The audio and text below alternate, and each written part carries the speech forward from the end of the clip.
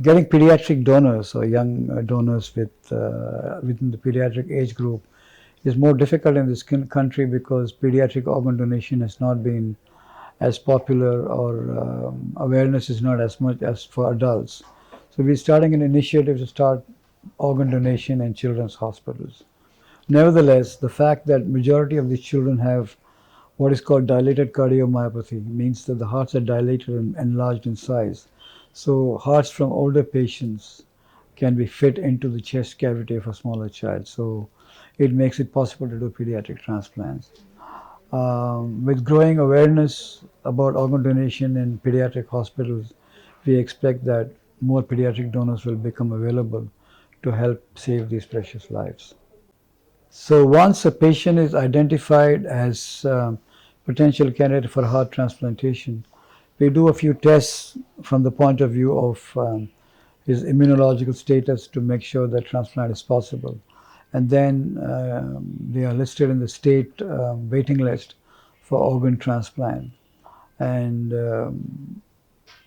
within 72 hours of being listed, they become active, and any donor which is available potentially can be received by this patient. So depending upon the waiting list position and the blood group, when an appropriate donor becomes available, the doctors will call the relatives and inform about the availability of a potential donor heart.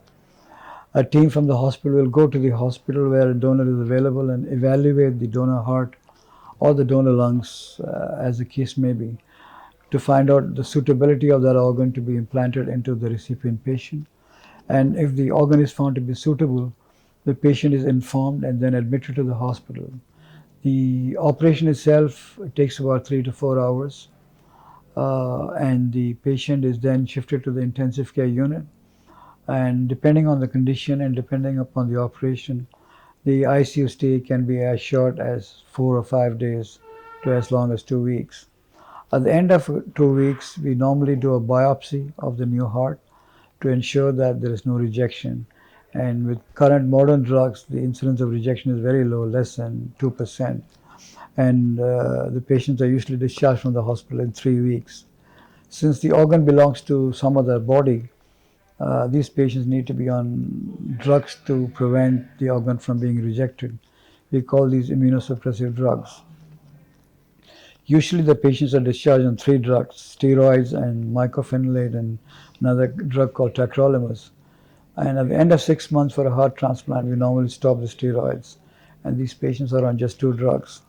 The dosage of mycophenolate is adjusted according to the white cell count of the patient, and the dosage of tacrolimus is adjusted according to blood levels, which we do every 2 months or so.